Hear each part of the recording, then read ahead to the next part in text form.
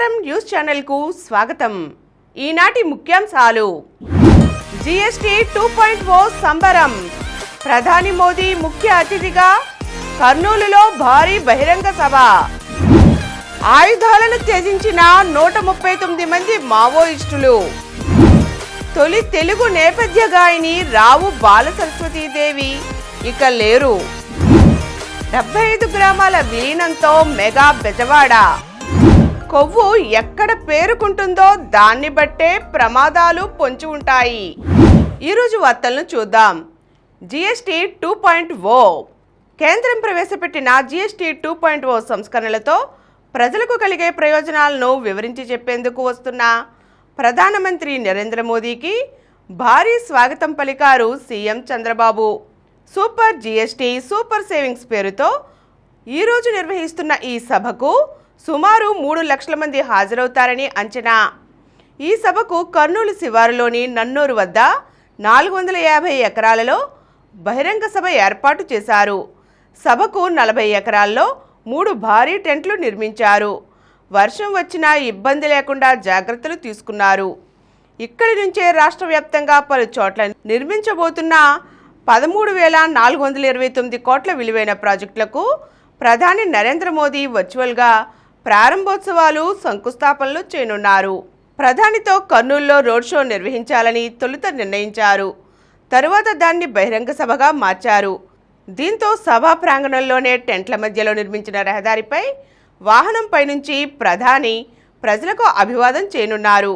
ఈ సభ ఈరోజు మధ్యాహ్నం 2 గంటల నుండి 4 గంటల 10 నిమిషాల వరకు జరుగుతుంది. తొలి తెలుగు నేపథ్య గాయని రావు బాలసరస్వతి ఇక లేరు. తొలి తెలుగు నేపథ్య గాయనిగా చరిత్రకెక్కిన రావు బాలసరస్వతీదేవి కన్నుమూశారు. వృద్ధాప్య సమస్యలతో బాధపడుతున్న ఆమె బుధవారం ఉదయం హైదరాబాద్లోని తమ నివాసంలో తుదిశ్వాస విడిచారు. సాయంత్రం జూబ్లీహిల్స్లోని మహాప్రస్థానంలో అంత్యక్రియలు జరిగాయి. 1928 ఆగస్టు 29న పార్థసారథి విశాలాక్షి దంపతులకు ఆమె జన్మించారు. చిన్న వయసులోనే పాటలు పాడటం మొదలుపెట్టారు. వివాహితుడైన వెంకటగిరి సంస్థానానికి చెందిన ప్రద్యుమ్న కృష్ణ మహీపతి సూర్యరావు బహదూర్తో 15 ఏళ్ల వయసులో ఆమెకు పెళ్ళయింది. తరువాత ఆమె పాటకు దూరమయ్యారు. భర్త మరణించాక తిరిగి కొన్ని పాటలు పాడారు. ఈ దంపతులకు 2 కుమారులు ఉన్నారు. 6 ఏళ్ల వయసులోనే పాట అందుకున్న ఆమె నటిగాను పేరు తెచ్చుకున్నారు. తెలుగు, తమిళ, కన్నడ, మలయాళం, సింహళ భాషల్లో 2000కు పైగా పాటలు పాడిన ఘనత ఆమెది. ఆల్ ఇండియా రేడియోలో తొలి లలిత సంగీత గాయనిగా, తొలి తెలుగు సినీ నేపథ్య గాయనిగా, తెలుగు సినిమాకు లలిత సంగీతాన్ని పరిచయం చేసిన కళాకారిణిగా బాలసరస్వతి చరిత్రలో నిలిచిపోయారు. తొలి తెలుగు సోలో గ్రామ్ఫోన్ రికార్డు కూడా ఆమెదే. ఆయుధాలను త్యజించిన 139 మంది మావోయిస్టులు. మావోయిస్టుల చరిత్రలోనే అతిపెద్ద లొంగుబాటు చోటు చేసుకుంది. మహారాష్ట్ర, ఛత్తీస్గఢ్లలో ఒకేసారి ఏకంగా 139 మంది లొంగిపోయారు. ఆయుధాలను అప్పగించి జనజీవన స్రవంతిలో కలిసేందుకు ముందుకు వచ్చారు. వారిలో మావోయిస్టు పార్టీకి దశాబ్దాల పాటు అత్యంత కీలక నాయకుడిగా వ్యవహరించిన మల్లోజుల వేణుగోపాలరావు అలియాస్ భూపతి అలియాస్ సోను ఉన్నారు.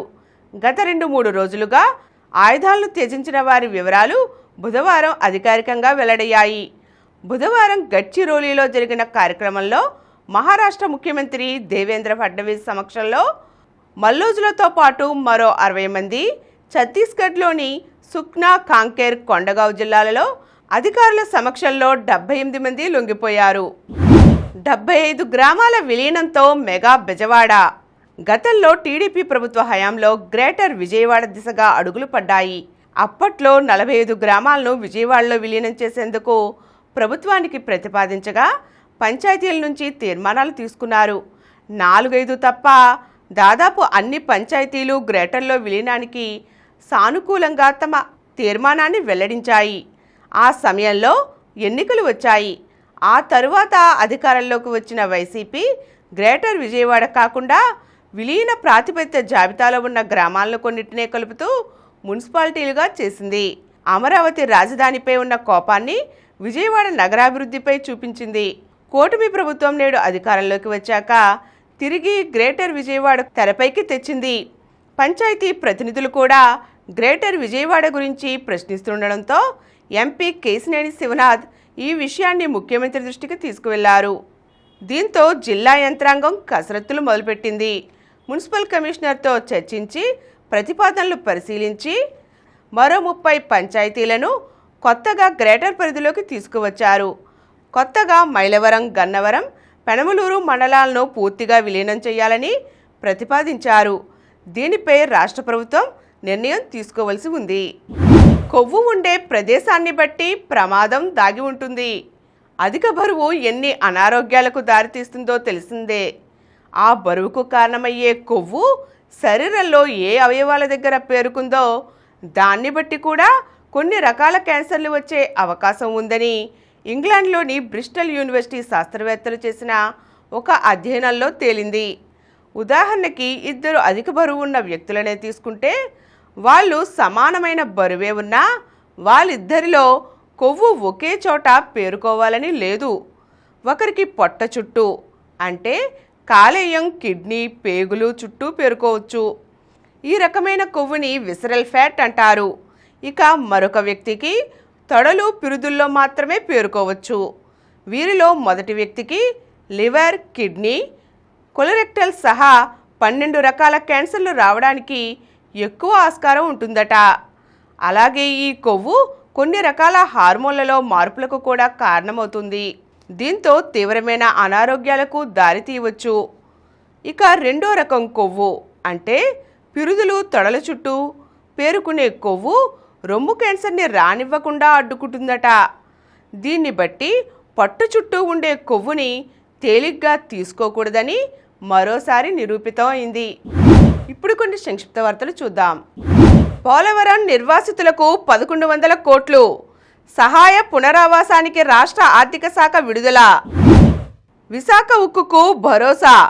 సీఎం చంద్రబాబు ఉక్కు సంకల్పంతో స్టీల్ ప్లాంట్కు 2400 కోట్ల సాయానికి ఉత్తర్వులు. 3 ఏళ్ల వరకు విద్యుత్, నీటి ఛార్జీలకు ఊరట. డబ్బుకు బదులు ప్రిఫరెన్షియల్ షేర్లు చాలన్న ప్రభుత్వం. మరో డిఎస్సికి సన్నద్ధం. త్వరలో టెట్, జనవరిలో డిఎస్సి.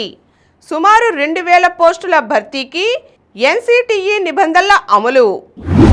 కామన్వెల్త్ గేమ్స్ మన దగ్గరే. అహ్మదాబాద్లో 2030 కామన్వెల్త్ గేమ్స్కు భారత్ బిడ్కు పచ్చజెండా ఊపింది. 2 దశాబ్దాల తర్వాత మళ్ళీ మన దేశం ప్రపంచ క్రీడా సంబరాలకు ఆతిథ్యం ఇవ్వనుంది. మహిళల వన్డే ప్రపంచ కప్లో మరో మ్యాచ్ వర్షార్పణం. టోర్నీకి సహా ఆతిథ్యమిస్తున్న కొలంబోను వర్షాలు ముంచెత్తుతుండడంతో అక్కడ వరుసగా 2వ మ్యాచ్ రద్దయింది. తొలి 3 మ్యాచ్ల్లో ఓడిన పాకిస్తాన్కు టోర్నీలో తొలి విజయం నమోదు చేసే అవకాశం చేజారింది. సహజ సంచలనం. WTA 125 అబిర్డో ట్యాంపికో టోర్నమెంట్లో తెలుగమ్మాయి సహజ యమలపల్లి సంచలనం సృష్టించింది. మహిళల సింగిల్స్ తొలి రౌండ్లో ఆమె 6-2, 6-2తో యుఎస్ ఓపెన్ మాజీ ఛాంపియన్ స్లోర్ స్టీఫెన్స్కు షాక్ ఇచ్చింది. మరిన్ని వార్తా విశేషాలతో రేపటి సమరం న్యూస్లో తిరిగి కలుద్దాం. ప్రతిరోజు వార్తా విశేషాల కోసం అనతి కాలంలోనే 20 కోట్లకు పైగా వ్యూస్ సాధించిన సమరం ఛానల్ సమర్పించు సమరం న్యూస్ ఛానల్కు సబ్స్క్రైబ్ చేయండి, లైక్ చేయండి, మీ ఫ్రెండ్స్కి షేర్ చేయండి.